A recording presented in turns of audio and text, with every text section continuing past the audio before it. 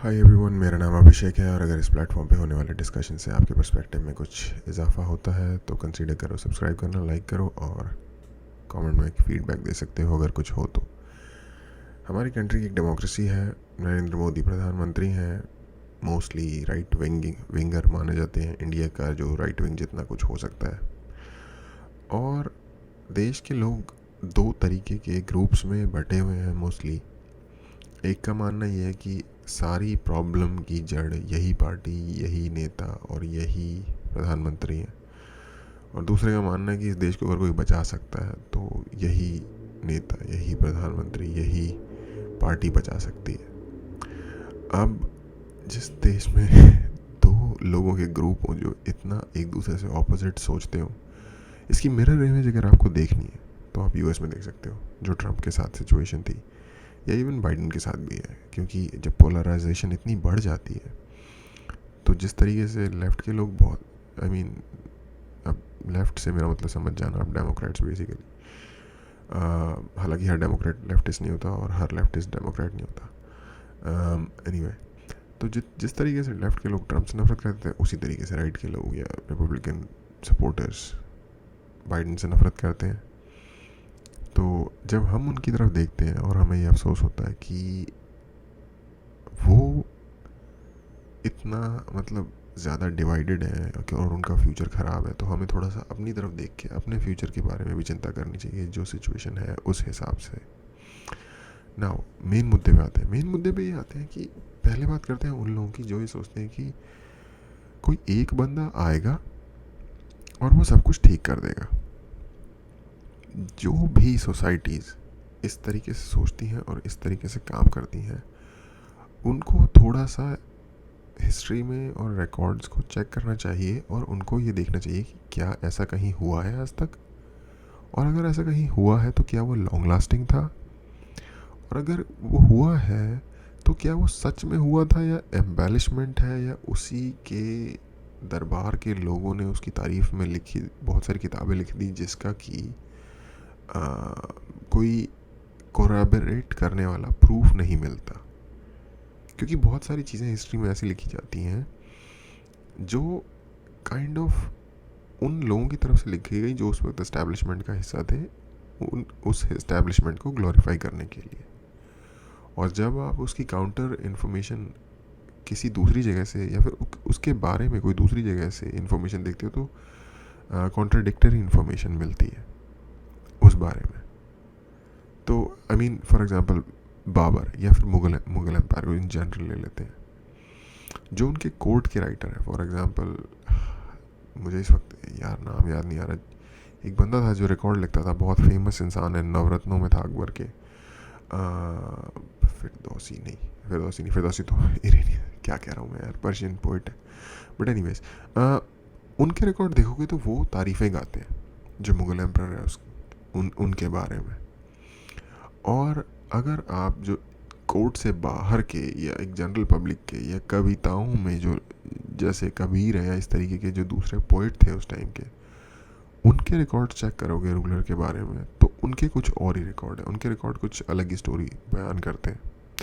तो इस चीज़ से आपको या फिर इस तरीके से आप दुनिया के बहुत सारे और हिस्टोरिकल यूरोप के या किसी भी और जगह के किंग्स या उनके रिकॉर्ड के बारे में आपको एग्जांपल मिल जाएंगे, contradictory record for the same empire या सेम किंग।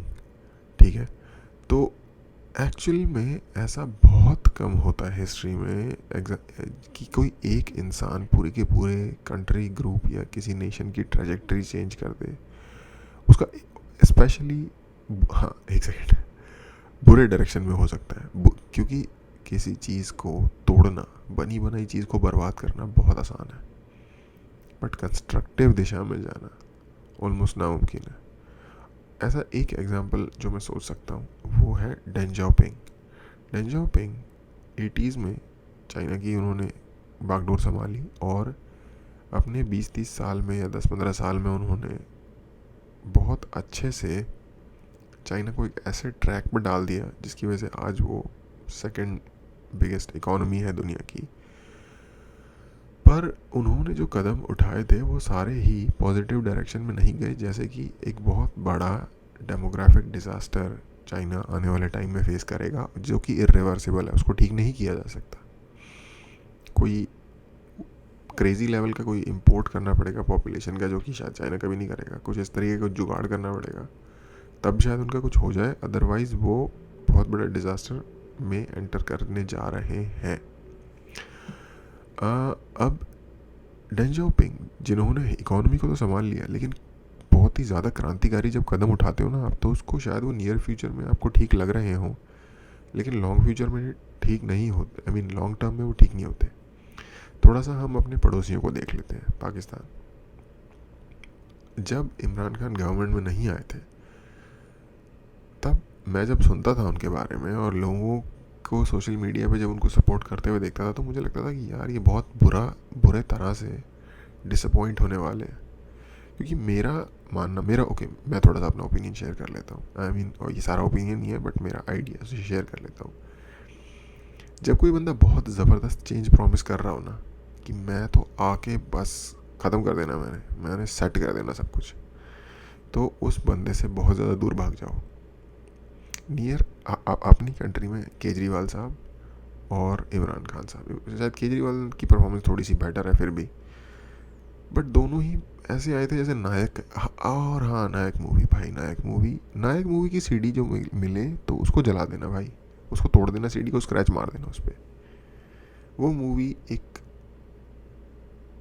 जैसे कहते नहीं कि गुदगुदी करने वाली, आपके दिमाग की गुदगुदी करने के लिए आपको एक फेक उम्मीद देती है ह्यूमन रियलिटी से करोड़ों किलोमीटर दूर, विदाउट टच। वैसा नहीं होता।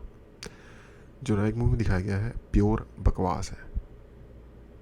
हिस्ट्री पढ़ लो, चीज़ें देख लो, अपने आसपास के एग्जाम्पल्स चेक कर लो, ऐसा नहीं होता। तो इसी तरह से जो लोग ये सोचते हैं कि राहुल गांधी या फिर ममता बनर्जी या फिर केजरीवाल आएगा तो देश का कुछ ज़बरदस्त भला हो जाएगा और सब कुछ ठीक होने लगेगा, या फिर जो लोग ये सोचते हैं कि भाई मोदी जी ही अगर होंगे तो देश चल सकता है, अदरवाइज़ तो देश तो बर्बाद ही है, वो दोनों ही गलत है। और शायद दोनों ही साइड के लोगों को ये बात बहुत बुरी लगेगी। और पॉलिटिक्स आपको पता ही है कैसी चीज़ है, लोगों के उसके साथ इंटरेस्ट जुड़े होते हैं, और जब उनके इंटरेस्ट हर्ट हो रहे होते हैं तो उनको बुरा लगता है। लेकिन अगर आपको ट्रूथ जानना है तो आपको ये मानना पड़ेगा, चेंज जो होता है वो एक बहुत ही स्लो प्रोसेस है। आप नियम चेंज करते हो और नियमों को एनफोर्स करने का तरीका बदलते हो और उन तरीक़ों को स्ट्रॉन्ग बनाते हो, और वो नियम धीरे धीरे स्ट्रक्चरल चेंज लाते हैं सोसाइटी में, और उसका इफ़ेक्ट 2-3 डेकेड में दिखना शुरू होता है। इकोनॉमी हो, स्पोर्ट्स हो, आपकी मिलिट्री पावर हो कंट्री की, इनोवेशन, एजुकेशन हो, इन सब चीज़ों पे सेम फॉर्मूला अप्लाई होता है। टाइम लगता है थोड़ा थोड़ा चीज़ों को चलाने में, और बहुत ही इंटेलिजेंट और सुपर मैनेजमेंट स्किल्स वाले लोग हों तो इस चीज़ को संभाल सकते हैं। जैसे कि मुझे लगता है मनमोहन सिंह ने, ऑफ कोर्स थोड़ा सा ये पार्टीजन हो रहा है यहाँ पे, लेकिन जिसने जो किया है उसको एक्चुअली फैक्ट का क्रेडिट देना ज़रूरी है। मुझे लगता है कि मनमोहन सिंह ने 90s में नरसिम्हा राव के साथ मिलके जो फाइनेंशियल स्ट्रक्चरल चेंजेस किए थे इंडिया में, उसका हमने रीप किया ड्यूरिंग 2000 से अप अंटिल लाइक 2016-17। ये हमारा ऑलमोस्ट 1.5 डेकेड बहुत ही अच्छा रन रहा। बट उस टाइम तक आते आते जो चेंजेस होने चाहिए थे वो चेंजेस नहीं हुए। एक तो पॉलिटिक्स में हमारी कंट्री की आधी ज़िंदगी निकल गई है, तो काम करने का तो टाइम नहीं मिल पाता।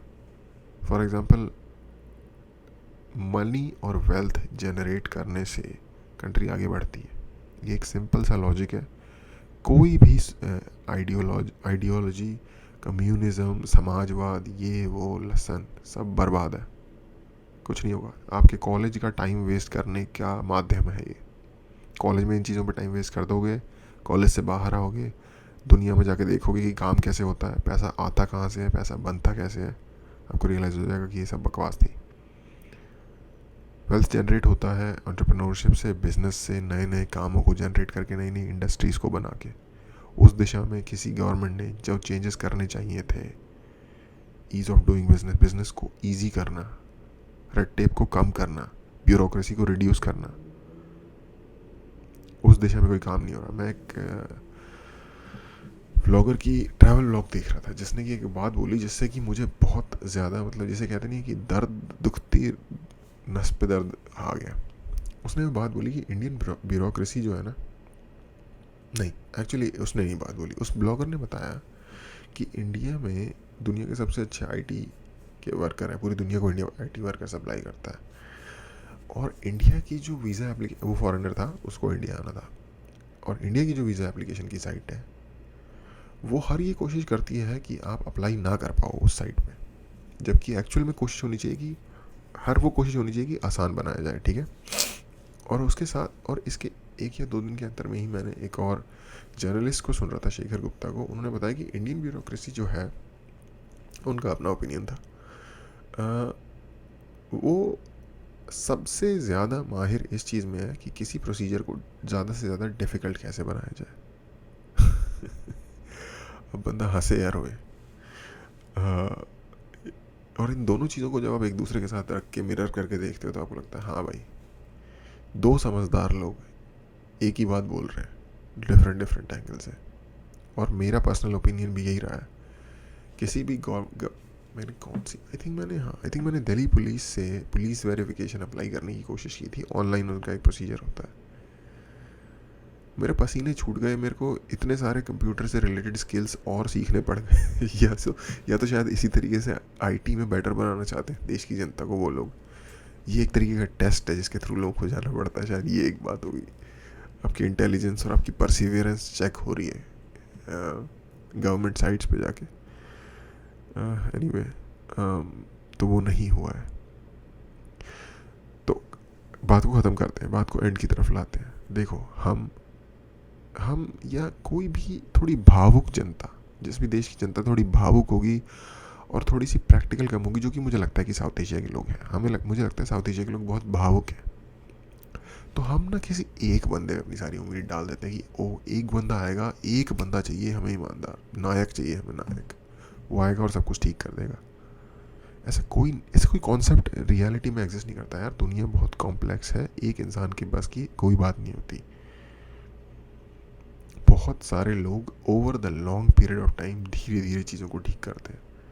हाँ, वो कंटिन्यूस अपवर्ड दिशा में होना चाहिए, ये इंपॉर्टेंट है।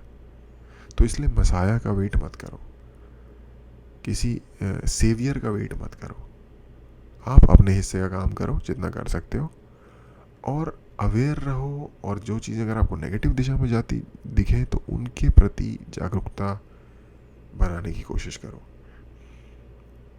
बहुत ज़्यादा एक्सट्रीम किसी दिशा में जाना हमेशा ही नेगेटिव होगा।